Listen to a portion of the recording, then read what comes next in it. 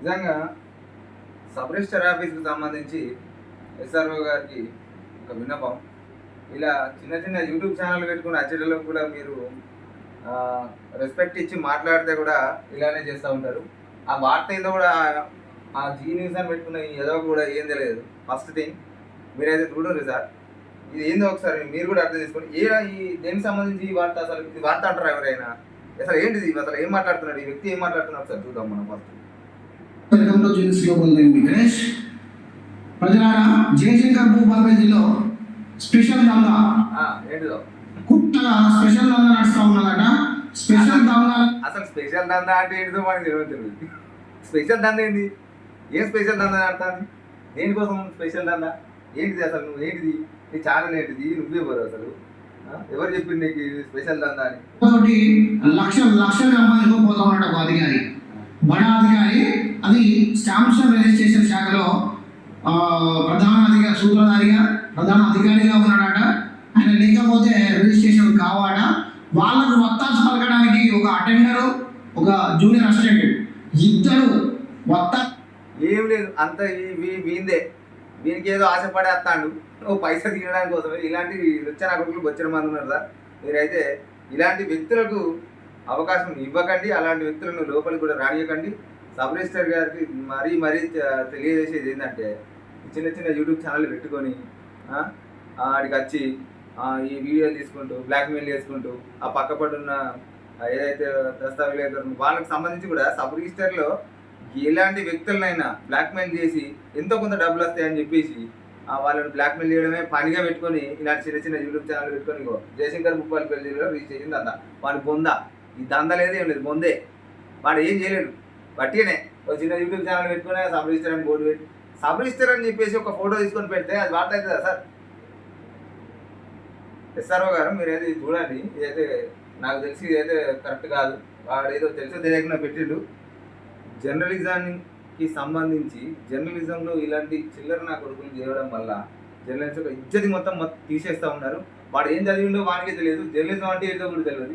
జోరుగా దాన్ని ఆడతాను ఏడా మహిళా హ్యాండ్ బ్యాగులు ఉన్నాడో లచ్చలు తీసుకోతాడు. మీరు చూసినా సార్ ఏది మరి ఈ వీడియో మొత్తం చూద్దాం మనం. ఎక్కడన్నా వాడు పైసలు తీసుకున్నట్టుగా కానీ ఏమన్నా ఉన్నట్టుగా మాత్రం ప్రజలారా చూడండి ఒకసారి. ఈ వీడియో మొత్తం చూద్దాం మనం ఫస్ట్. ప్రతిరోజు 4:30 నుంచి 5 గంటల లోపు పైసలు అన్ని జమ చేసి కార్ల పరుపు లెక్క పేర్చి కార్ల పెడుతున్నారట. ప్రధానమైన ఒక మహిళతో పాటు మహిళా హ్యాండ్ బ్యాగులలో కూడా తరలి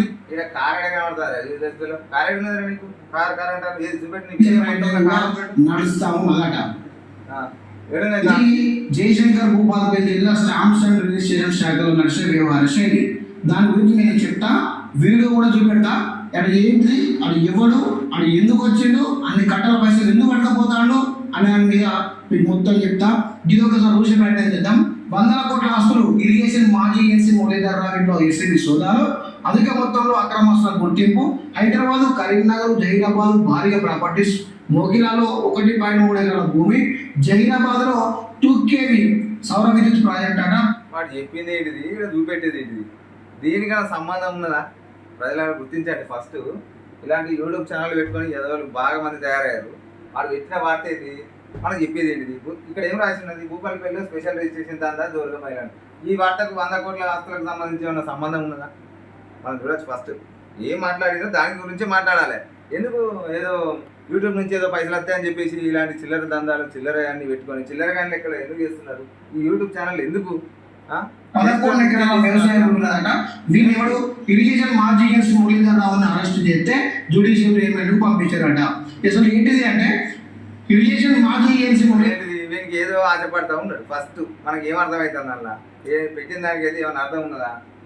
ఏదో ఆశపడడానికి తప్ప.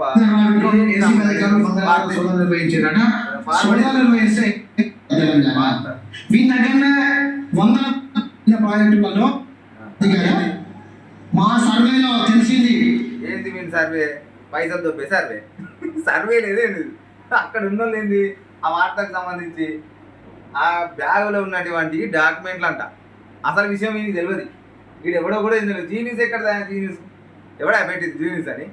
3000 సబ్స్క్రైబర్లు పెట్టుకొని జీనియస్ అని చెప్పి భూపాలపల్లిలో స్పెషల్ రిజిస్ట్రేషన్ దందా. వీని పొందా ఏమన్నా ఉన్నదా దానికి అర్థం? చూద్దాం ఈ వీడియో ఏందో చూద్దాం ఫస్ట్. మా సర్వేలో తెలిసింది వీడు ఒక అడ్వకేట్ అట.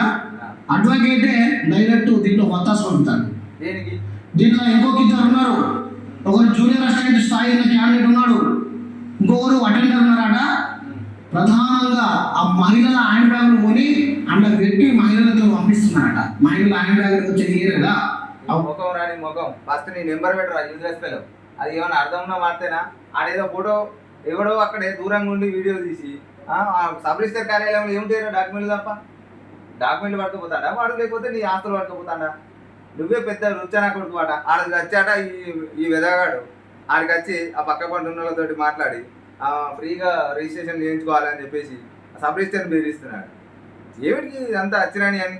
నీకు దమ్ముంటే నువ్వు నిజమైన వ్యక్తి, నువ్వు నిజంగా జర్నలిజంలో ఒక అత్యున్నత స్థాయిలో ఉన్నట్టు ఎలాంటి మాట్లాడాలి? ఒక మంచి స్థానంలో ఉన్నాం మనం. జర్నలిజం అంటే ఒక మంచి అత్యున్నత స్థాయి మనకు. నీలాంటి ఎదవలు కాబట్టి ఆ ఉన్న ఇజ్జతి మానం అన్ని పోతాయి. ఇంకోటి ఉన్నాడు చెత్తనా కొడుకు, వాటి గురించి చెప్తే మాత్రం ఇంకా ఈ జర్నలిజం అంటే ఏంటో కూడా ఎవరికి అర్థమే కాదు. వేస్ట్ నా కొడుకు. దాంట్లో 50,000, 40,000, 30,000 పంపించి అటు భూపాల వెళ్ళి మంజునగర్ దాటిన తర్వాత అక్కడ కార్లలో మంచి సూట్ కేసులలో పెట్టుకొని పట్టుకొని పోతున్నాడు. ఏం లేదు, వారికి ఏం తెలియదు. ఫస్ట్ ఇవన్నీ ఏంటంటే ఎవరి మీదనో ఒకరి మీద ఒక వార్త లెక్కలు వేయాలి, సబ్ రిజిస్టర్ని బెదిరియాలి, ఎంతో కొంత పైసలు పట్టుకోపోవాలి. సబ్ రిజిస్టర్ వరకైనా పైసలు ఇస్తారని గవర్నమెంట్ ఉద్యోగి ఎవరైనా డబ్బులు డిమాండ్ చేస్తారా? ఇవో ఇలాంటి చిత్తరకాలు చిల్లర నా కొడుకులు డబ్బులు డిమాండ్ చేసి వాడు కూడా కాళ్ళ కూతులు తీసుకుంటాను. ఏమిటికి రా మీరు? ఎందుకు రా జర్నలిజం ఇజ్జత్ తీస్తూ ఉన్నారు? చూడండి వీళ్ళ కథ చూడట్టుందో వీడు ఎవడు అసలు ఇన్ని పైసలు ఇంకేం నుంచి వచ్చినాయా? ఎస్ఆర్ఓ ఆఫీస్ కాడ కస్టమరా రిజిస్ట్రేషన్ చేయించిందా?